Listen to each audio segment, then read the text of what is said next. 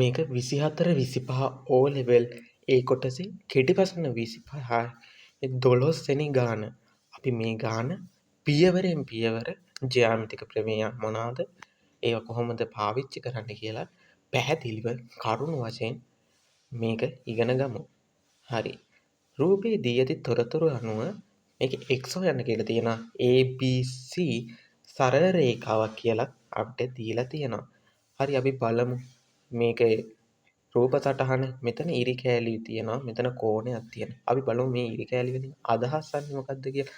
මෙතන ඉරි කෑලි දෙකක් තියෙනවා කියලා පේනව නේද? අතනත් ඉරි කෑලි දෙකක් තියෙනවා. මොනවාද මේ? සමාන ඉරි කෑලි තියෙනවා නම් කියන්නේ A පාදයට මේ පාදේ සමානයි කියන එක. ඒ කියන්නේ AD පාදයට DC පාදේ සමානයි. එතකොට මෙතන ඉරි කෑලි එකයිනේ. දැන් AB පාදයට BD සමානයි කියන එක තමයි ඔතනින් අදහස් වන්නේ. ඉස්සෙල්ලාම මේ ගාන හදන්න කලින් ඒ දීලා තියෙන රූප සටහන අපි අවබෝධ කරගෙන ඉන්න ඕනේ. නැත්තම් කොහොමද ගානක් හදන්නේ? දැන් ඔය කට්ටියන්ට පැහැදිලි අවබෝධයක් තියෙනවා මොනවද මේකේ ඉරි කෑලි වලින් අදහස් වන්නේ කියලා ලොකු අවබෝධයක් තියෙනවා. හරි.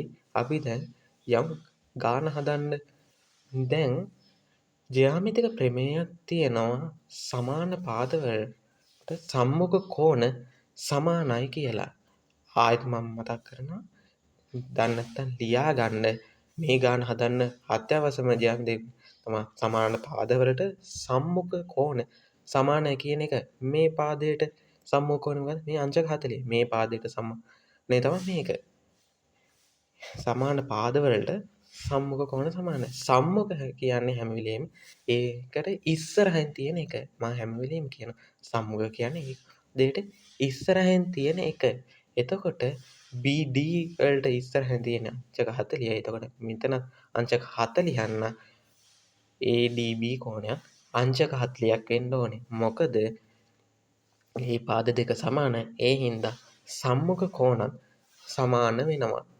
හරි. ඊට පස්සේ අපිට දන්නවා ABD ත්‍රිකෝණය ගත්තාම ඒකේ අභ්‍යන්තර සම්මුඛ කෝණ තුනේ එකතුව අංශක 180ක් කියලා. ඒකෙන් අපිට ABD කෝණය හොයන්න පුළුවන්. ආයෙත් කියනවා ත්‍රිකෝණ අභ්‍යන්තර කෝණ තුනේ එකතුව අංශක 180ක් දාලා අපිට ABD කෝණය හොයන්න පුළුවන්. අපි බලමු. ABD කෝණය බේන්න මේ විදිහට තමයි හොයන්නේ. ABD ත්‍රිකෝණයේ ඇසුරේ ABD කෝණය අපිට හොයන්න ඕනේ. එතකොට අංශක 100ක් කියලා එනවා. හරිද ළමයි? එතකොට අංශක 100ක් කියලා එනවා. මේකෙන් අපිට කියලා දීලා තියෙනවා දැන් ඔය කට්ටියන්ට හිතේ මේ අයියේ AD CD සමානයිනේ. ඒ හින්දා මේ මෙතන 100යි නම් DBC කෝණ 100ක් එන්න ඕනේ කියලා. එහෙම වෙන්නේ නැහැ. ඇයි මේක අදාළ වන්නේ සමාන පාද සම්මුඛ කෝණ සමාන වන්නේ ත්‍රිකෝණ එක ත්‍රිකෝණයක විතරයි. මෙතන ත්‍රිකෝණ දෙකක් තියෙනවා. එහෙම සමාන කරන්නේ නැහැ. හරිද? එක ත්‍රිකෝණයක් විතරක් නම් විතරයි මේ ජ්‍යාමිතික කරුණ වළංගු වන්නේ. ඒක ගොඩක් දෙනෙක් පටලවා ගන්නවා. ඒ හින්දා තමයි මතක් කරේ. දන්නේ නැති කරුණක් තියෙනවා නම් ලියා ගන්න. හරි. ABC දැන් සරල රේඛාවක්නේ. සරල රේඛාව කෝණය පරිපූරක වෙනවා. පරිපූරක කියන්නේ අංශක 180ක් කියන එක. දැන් මෙතන 100යිනේ. එතකොට ABD 100යි නම් DBC කෝණය අංශක 80ක් වෙන්න ඕනේ. තේරුණාද ළමයි? ඇයි ABC සරල රේඛාවක් හින්දා මේ ඒක පරිපූරක වෙනවා. එතකොට ABD කෝණය 100යි නම් DBC කෝණය 80ක් වෙන්න ඕනේ. හරි. දැන් අපිට x හොයාගන්නනේ තියෙන්නේ. x හොයා ගන්න පුළුවන්. එතකොට අපිට DBC ත්‍රිකෝණයට අභ්‍යන්තර කෝණ තුනේ එකතුව අංශක 180ක් කියනවා. ඒකට DCB කෝණය අපි හොයාගන්න ඉපේ. දැන් ඔය කට්ටියන්ට පේනවා ළමයි මේකේ BD කියන පාදය දෙකටම සමානයි නේද? එතකොට මේ BD එකට සම්මුඛ කෝණය 40යි නම් DCB කෝණයත් මොකද වෙන්න ඕනේ? 40ක් වෙන්න ඕනේ. ඇයි මේ BD සමානයිනේ දෙකටම පොදුයි. එතකොට සම්මුඛ කෝණ දෙකේ අගයනොත් සමාන වෙන්න ඕනේ. මෙතන 40යි නම් එතකොට මෙතනත් 40ක් වෙන්න ඕනේ. නේද ළමයි? ඔය කට්ටියන්ට තේරුණා නේද? එතකොට මෙතනත් 40ක් වෙන්න ඕනේ. හරි. දැන් ගාන හදලා ඉවරයි වගේ. දැන් අපි දන්නවා BCD කෝණයක් දන්නවා. දැන් BCD ත්‍රිකෝණයට ත්‍රිකෝණය අතුරින් දානවා ත්‍රිකෝණයක අභ්‍යන්තර කෝණ තුනේ එකතුව අංශක 180ක් කියලා අපිට x හොයා ගන්න පුළුවන්. නේද ළමයි? ආයෙත් කියනවා BCD ත්‍රිකෝණයට ත්‍රිකෝණයේ අභ්‍යන්තර කෝණ තුනේ 180ක් කියලා දාලා මෙන්න මේ විදිහට අපිට x ල අගය හොයා ගන්න පුළුවන්. එතකොට x ල අගය 60යි. මේක තමයි උත්තරේ. දැන් ඔය කට්ටිය හිතයි මේක විතරක්ද මේ ක්‍රමය කියලා. තව ක්‍රම තියෙනවා.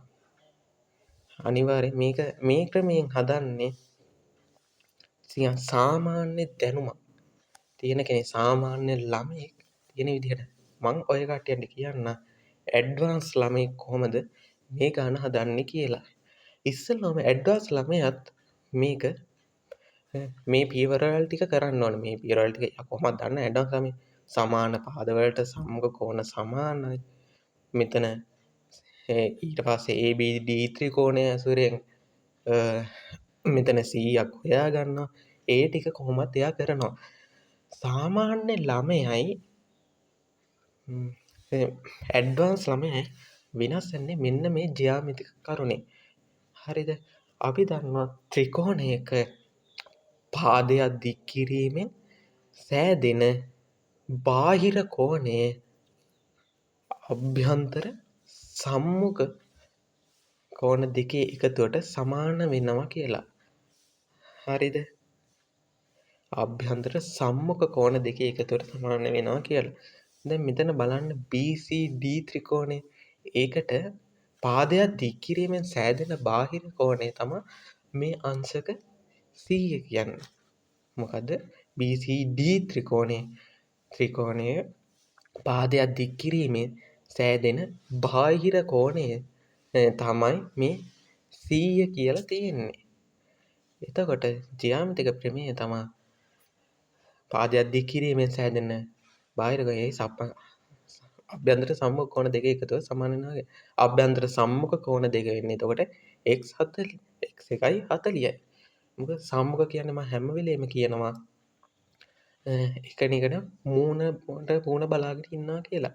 එතකොට මේ ගාන ඇඩ්වාන්ස් ළමයා හදන්නේ x එකතු කරනවා 40. ඒක සමාන කරනවා අංශක 100ට.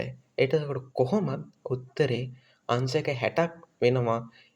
ඒ ඇඩ්වාන්ස් ළමයා, ඒ කියන්නේ ප්‍රැක්ටිස් කරපු ළමයා ගාන හදන්නේ මේ විදිහට.